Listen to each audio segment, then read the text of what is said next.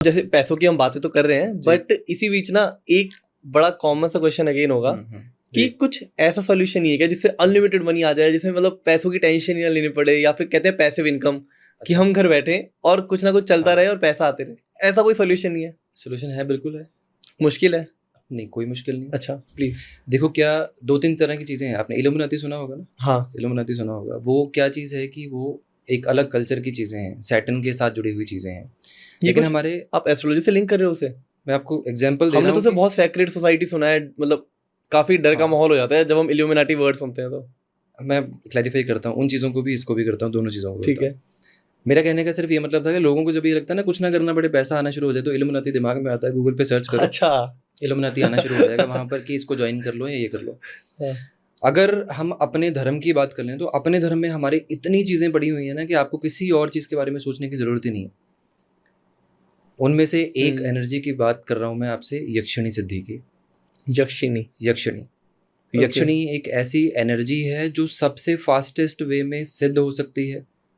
Business है, पैसा है, रिलेशनशिप है, अनलिमिटेड पैसा है। आप बोलोगे सोने की ईंट दो, वो भी देगी।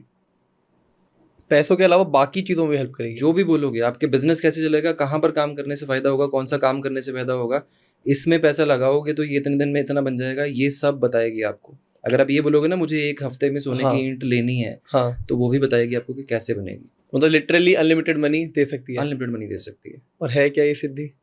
देखो, जो यक्षिणियाँ जो होती हैं ना, ये शिव जी की दासियाँ कही गई हैं। अच्छा। सारी की सारी, ठीक है। 2 तरह की वैसे एनर्जीज होती हैं, एक है यक्ष और दूसरी है यक्षिणी। रावण के भी एक भाई जो हैं वो कुबेर जी थे। ठीक है। उन्हीं के, ये उनके राजा हैं, यक्ष और यक्षिणियों के। इन सिद्धियों की अगर आप बात करोगे, अप्रॉक्सीमेटली 41 डेज अगर आप रोज 1008 बार अगर इनका जाप कर लेते हो तो 41 डेज में ही सिद्ध हो जाएगी। ठीक है। लेकिन इसके पीछे कंडीशन है।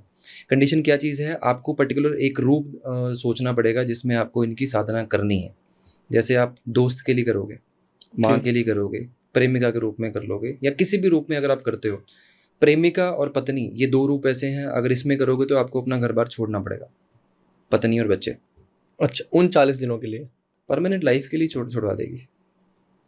अच्छा, अगर आप इस रूप में करते हो, आप दोस्त के रूप में कर लो, माँ के रूप में कर लो। अगर आप माँ के रूप में करते हो तो उस कंडीशन में ये हर एक कंडीशन में आपको फायदा करेगी। माँ को छोड़ना नहीं है? नहीं, माँ को नहीं छोड़ना है। अब इस कंडीशन में होगा क्या, जब आप ये कर लोगे, आप इनसे ये बात करते हो कि आपको बिजनेस कौन सा करना है, ये आपको बताएगी। अगर आप ये पूछोगे कि आपको किस एक्टिविटी में जाना चाहिए, बताएंगी आपको। उसके बाद ये पूछते हो कि बिजनेस में पार्टनरशिप किसके साथ करनी है, जहाँ सबसे ज़्यादा धोखे होते हैं, वो भी बताएगी आपको। हम ये पूछ किससे रहे हैं? लाइक हमें मान लीजिए आपने यक्षिणी बताई, एनर्जी कौन है, एनर्जी कौन है, मतलब ये पूछ रहे हो आप? हाँ। देखो, बहुत तरह की यक्षिणियाँ हैं। उनमें से एक यक्षिणी ऐसी है जिसका नाम बहुत कम है बाहर, क्योंकि अलग अलग तरह की यक्षिणियाँ हैं, अलग अलग काम है। कोई वशीकरण देती है, कोई पैसा देती है, कोई इंट्यूशन पावर देती है, कोई ज़मीन में गड़े धन का बताती है। उनमें से एक यक्षिणी है जो अभी तक लोगों ने बताई ही नहीं है, या ये बोल लो कि लोगों को पता नहीं है। धनदा यक्षिणी की बात कर रहा हूँ मैं, धनदा यक्षिणी। अच्छा, धन देने वाली यक्षिणी। तो ये आपको हर तरफ से हेल्प करेगी, हर तरफ से। तो धनदा यक्षिणी की हम पूजा करेंगे, उनके साथ एक रिलेशन बनाएंगे, मान लीजिए उन्हें अपनी माँ मान के एक रिश्ता बना के, फिर मैं उनकी पूजा करना शुरू करूंगा, साधना करना, जैसा आपने बोला। जैसे पहले दिन आपने उनका मंत्र उच्चारण किया। मंत्र उच्चारण क्या होता है? आह्वान होता है। अच्छा। उनको इनवाइट करना होता है। जब हम उनके मंत्र उच्चारण करते हैं तब उनको स्टार्टिंग में संकल्प लेते हैं हम लोग। संकल्प में ये बोलना होता है कि मैं आपको माँ के रूप में पाना चाहता हूँ। ठीक है। अब माँ के रूप में जब आपने बोला तो माँ कभी भी अपने बच्चे का हित नहीं करती, नुकसान नहीं करती, अहित नहीं करती। हाँ, नुकसान नहीं करती। बच्चे को हमेशा माँ सपोर्ट करती है, चाहे माँ के पैरों में चलने के दम हो या ना हो, हमेशा करती है, प्रोटेक्शन भी करती है। तो माँ का रूप अगर आप उनके करके साधना कर लोगे और ये साधना सिद्ध हो जाती है तो उस कंडीशन में आपको हर जगह पर सपोर्ट मिलेगी। बाकी आप दोस्त के रूप में कर लोगे, दोस्त छोड़ने पड़ेंगे। पत्नी के रूप में कर लोगे, घर परिवार छोड़ना पड़ेगा। प्रेमिका में कर लोगे, लड़की कोई पास नहीं आने देगी, तो डेंजरस भी है। लेकिन अगर सिद्ध हो जाए माँ के रूप में तो बेस्ट रिजल्ट है। कुछ भी करने की ज़रूरत नहीं इसके बाद, ना स्टोन पहनने की ज़रूरत है, ना उपाय करने की ज़रूरत है। ये सब चीज़ें अपने आप ही कराएगी लाइफ टाइम के लिए। लाइफ टाइम के लिए। आपने करी हुई है? ऐसी चीज़ें डिस्क्लोज नहीं होती। हम क्या ये मंत्र बता सकते हैं? वो भी मंत्र देखो, ऐसे मैं आपको डिस्क्रिप्शन में दे सकता हूँ या आप शो कर सकते हैं, बट ऐसे मंत्रों का उच्चारण कहीं पर भी नहीं किया जाता। मतलब आप ये रिकमेंड नहीं करोगे कि आप कल से करना शुरू करो? नहीं, इसका स्पेसिफिक टाइम है। आपको या ग्रहण काल से शुरू करना पड़ेगा, सूर्य ग्रहण से, चंद्र ग्रहण से, या फिर नवरात्रों में करनी पड़ेगी। शुरुआत वहाँ से होगी या फिर किसी भी शुक्ल पक्ष के शुक्रवार से शुरू कर सकते हो आप। अच्छा, इसमें लाल कपड़े चाहिए, लाल ही आसन चाहिए जी। मतलब पूरा नियमबद्ध होके करेंगे तो हाँ, ब्रह्मचर्य का पालन करना पड़ेगा 41 दिन के लिए प्रॉपरली। ज़मीन पे सोना पड़ेगा, आपके कमरे में कोई और नहीं आना चाहिए। डेली आपको मिठाई का भोग देना है। अच्छा, तो कुछ चीज़ें और हैं वो भी साथ में ज़रूरी होती हैं। पर ये बस 40 दिन की मेहनत है, उसके बाद लाइफ टाइम आपकी वो है। लेकिन प्रॉब्लम ये होती है ना, देखो यक्षिणियाँ क्या है, यक्षिणियाँ इतनी सुंदर होती है ना। आपने परियों की कहानियाँ सुनी होगी ना? हाँ जी। तो परियों की कहानियों में क्या चीज़ बोली जाती है, जैसे हमारे ये बॉलीवुड की सेलिब्रिटीज़ हैं फीमेल्स, आपने कभी अगर पास से इनको मिले हों तो इनका जो कॉम्प्लेक्शन है या अपने आप को मेंटेन करने का तरीका है वो बहुत ज़्यादा बेस्ट होता है जी। बहुत ज़्यादा केयर करती हैं, लेकिन इनसे भी 100 गुना सुंदर होती हैं। तो इन दिनों में जब आप कोई भी मंत्र उच्चारण शुरू करते हो या कोई चीज़ करते हो तो प्रैक्टिकली ये होता है कि आपकी अंदर से अग्नि इतनी बढ़ जाती है कि जब आपके सामने ये आती हैं, मेल्स का तो नाइटफॉल हो जाता है। अच्छा, सामने उसी टाइम पर, और कोई भी कंट्रोल नहीं कर पाता अपने ऊपर वैसी चीज़ों में, क्योंकि उस लेवल की उस लेवल की फीमेल्स नहीं कर सकती इसको सिद्ध। लड़कियां फीमेल्स के लिए यक्ष है वो भी सेम है या? हाँ, यक्ष और यक्षिणी दोनों।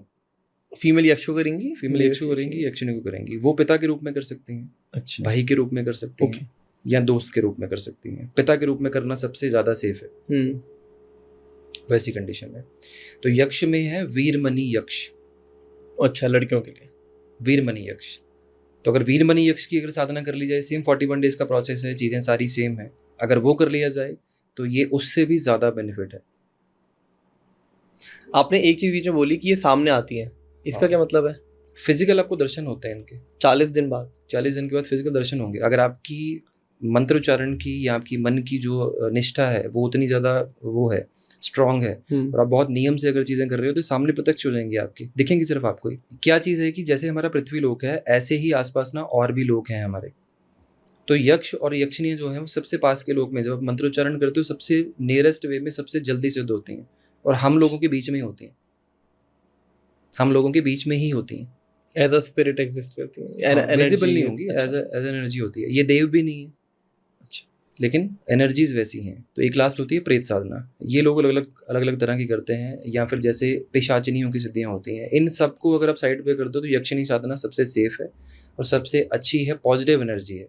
अच्छा, तो वो चीज़ आप कर सकते हो। हाँ, क्योंकि अक्सर ऐसे तांत्रिक या ऐसे सॉल्यूशन में जाने से लोग डरते हैं, क्योंकि रिजल्ट तो इमीडिएट मिलता है, बट वही है कि प्रोसेस, और उन्हें लगता है कि यार कोई साइड इफेक्ट ना हो। साधक और तांत्रिक दोनों अलग अलग होते हैं सर। अच्छा, साधना का मतलब ही ये है कि आप किसी मंशा के लिए किसी चीज़ को साध रहे हो। हाँ हाँ हाँ। तंत्र का मतलब कुछ और है। तंत्र का मतलब ये चीज़ है कि आप पॉजिटिव नेगेटिव दोनों तरह के रिजल्ट ले सकते हो उससे, लेकिन साधना का मतलब ये है कि आप साध रहे हो।